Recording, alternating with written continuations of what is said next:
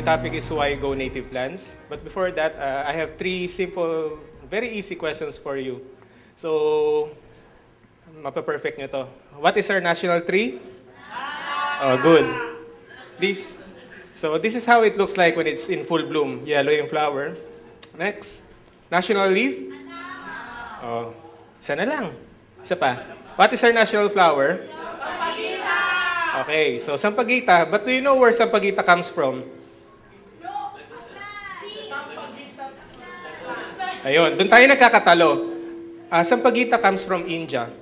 India. So hindi natin alam yun. It's a grabbing falsehood, di ba? So we, as Filipinos, nakakahiya. Kasi napakaraming plants, pero bakit India? So it's like making General MacArthur, isang Amerikano, as a national hero, no? So yun yung parang crisis natin right now. We are made to believe of things that doesn't really are natural to the Philippines. Next.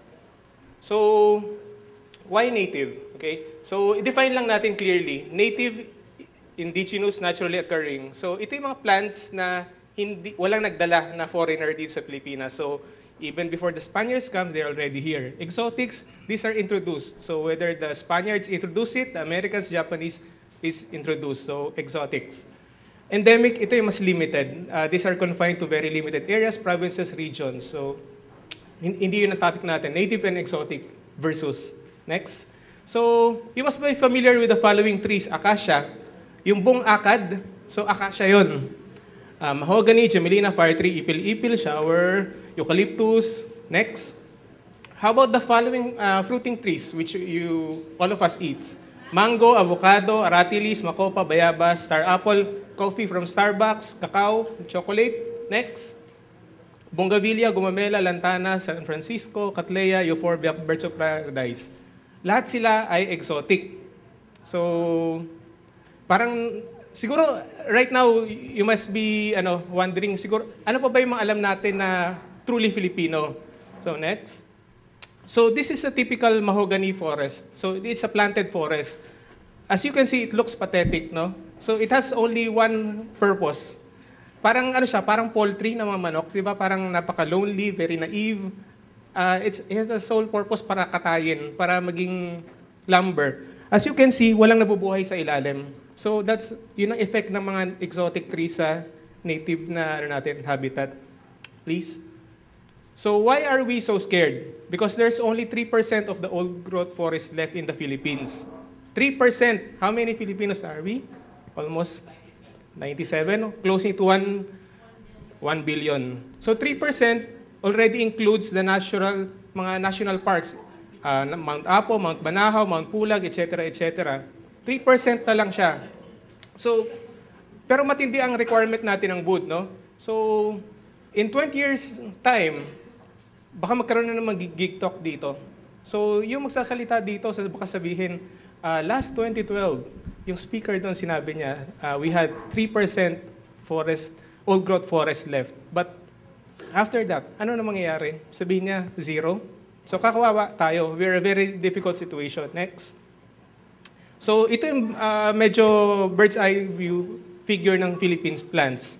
3,500 native trees.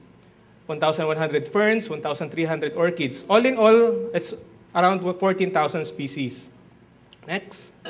So, marami tayong klase ng forest habitats. Limestone, like in Palawan, montane, this is in Baguio, in Zambales. Mangrove is all over the Palawan, Pagbilao, etc.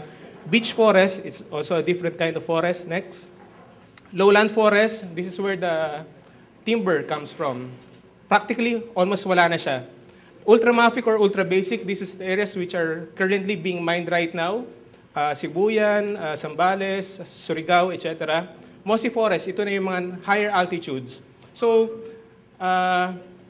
what do we gain from protecting our forests? Next.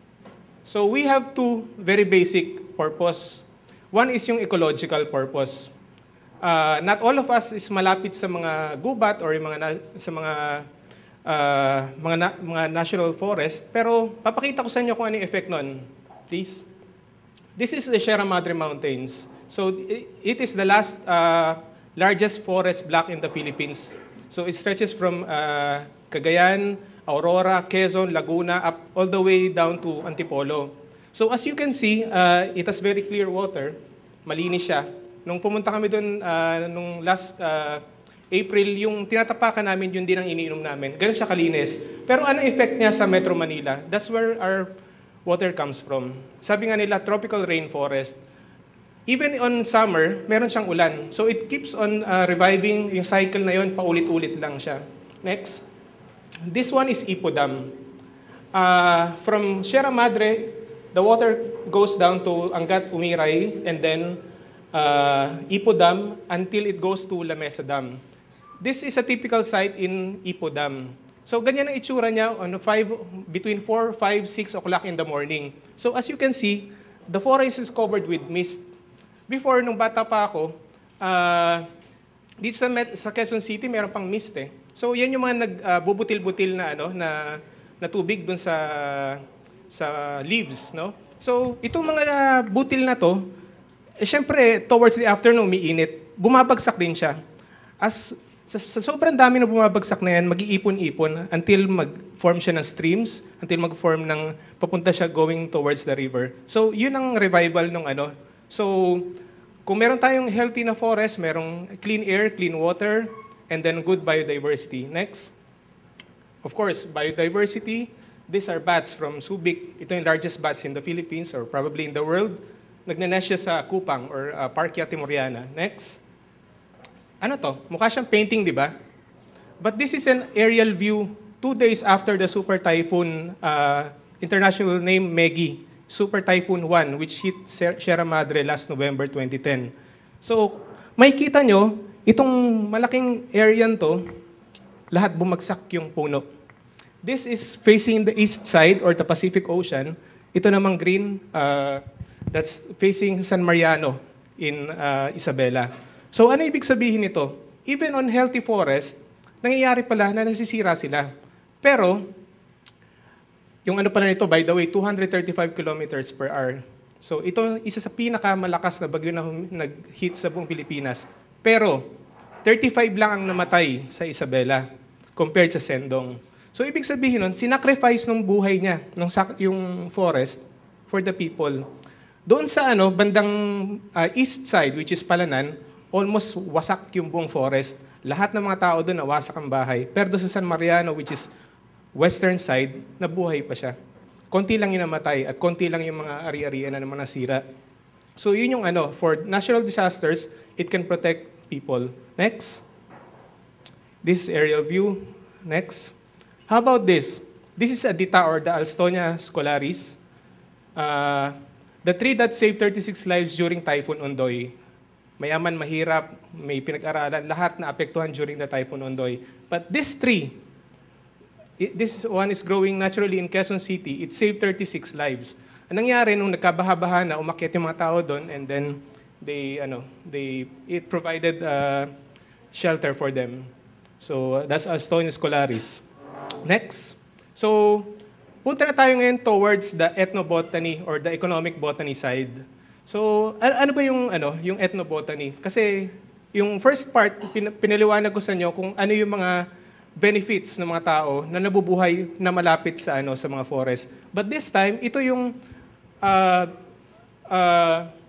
relationship between man and plants. Na medyo akala natin, plants lang yan, damo lang yan, orchid lang yan. Pero sa ating mga Pilipino, naka-interwoven na siya sa ating kultura, sa ating buhay, na medyo hindi natin napapansin palagi. So, it includes food, clothing, currency, ritual, medicine, dye, construction, cosmetics. Next. Okay. Tanong ko sa inyo, where are we now? Yes, correct. UP Diliman, no? But who knows where Diliman comes from? Yes. This is a Stenoclina palustris, or it's a climbing fern. The word Diliman comes from this plant, which used to be abundant long before we were born. So practically ngayon, wala na siya. It's one of the case of local extinction dito sa buong Diliman area. Makakita, ilang beses namin inikot na itong buong Diliman, wala na. Kasi ang story before, from Bulacan, Fairview, Quezon City, covered pa yan, halos sarado pa yan before. Madilim nga eh. Ito kasi, this is a scrambler and a climber. So, ang daming development, subdivision, etc., etc., malls, ngayon wala na. So, Diliman comes from the word Diliman. It's a fern. So many places in the Philippines are actually named after plants. Next. Ayan. How about this one? It's a mangrove, di ba? It's called Scyphophora hydrophalacea or nilad. Manila comes from this plant, which used to be abundant on the whole stretch of Manila Bay. Ngayon, merong konti sa Cavite, merong konti sa Navotas. So polarized na siya. Next. How about this? Who lives in Antipolo? Antipolo, yes. The place called Antipolo is named after this one. It's Artocarpus blancoi. It's a native in the Philippines. Next. So, ano pa yung ibang effect ng native plants? So, ecotourism. This one is in Mount Apo. Lahat kami mga mountaineers, siguro yung mga iba nagbabalak rin mountaineers. For ecotourism, magbabayad ka ng 500 pesos, no? So, yung mga iba na developers parang gusto burahin yung area, magtayo ng building, etc., etc. But for this, napakasimple. You just have to build a small visitor center and train the eco guides. So, katulad nito, magbabayad ka, win-win situation. You pay for the transportation, you pay for the guides, etc., etc. You just keep the place intact. Next. How about this? This one in Subic, just last weekend. You pay 100 pesos and you go to this very beautiful mangrove site. Next. How about this? This one is in Baguio, near the mansion. Siguro yung mga nakapunta ng Baguio 70s and in the 80s, ibang-iba yung itsura. So, hindi natin we are very unconscious at very indirect yung ano niya. Pero ang isang pinupuntahan natin at palagi nag-stick sa mind natin is yung Baguio Pines. So, that is yung Baguio is a mountain forest already. It's already 1,500 meters above sea level. At yun namang ano. So ngayon nga merong isang mainit na naman na usapan about yung isang molde ng puputol. So yun. Pag nawala yan, parang wala na ring appeal yung Baguio. Next. Landscaping and gardening. Marami sa inyo, architects and landscapers. Nagiging mainstream na ngayon ang use of native plants. As you can see, yung mga punong yun, Alstonia scolaris, yung kaninang nag-save dun sa Ondoy.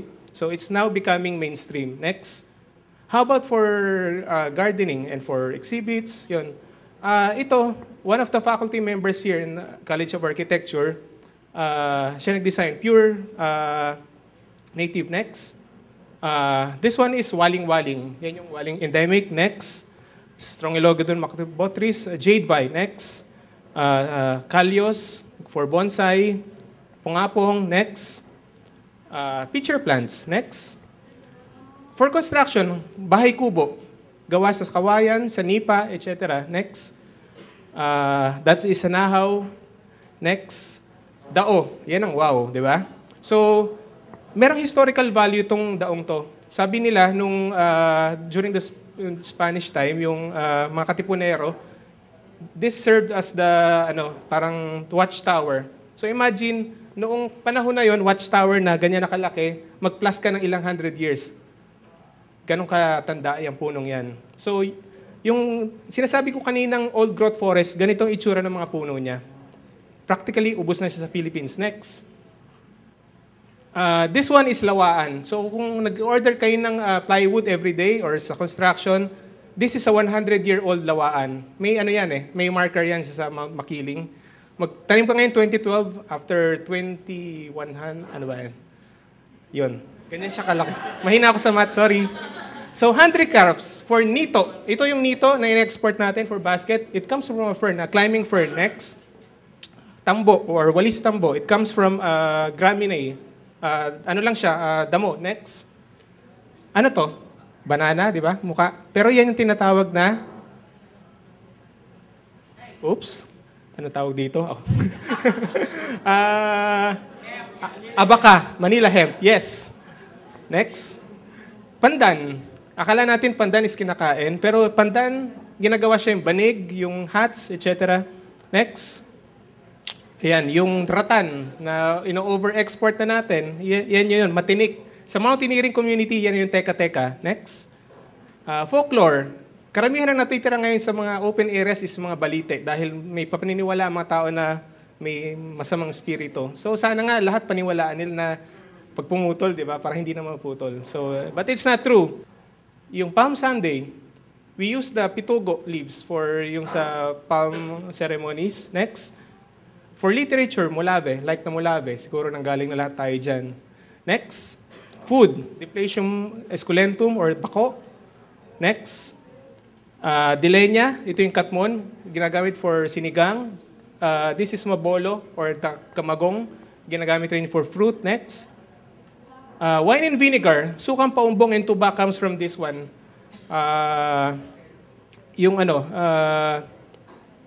It's a mangrove palm. Next. Bignay, it comes from Antidesma bonius. Next. Medicine, Vitex segundo, yung gamit sa pito-pito for ubo. Lagerstromia, banaba, ginagamit for the stomach. Yes. Chanel number 5 comes from ilang-ilang. Next. So, hindi naman ko tatapusin to hanggat hindi ko papagyabang ang isa naming kasama.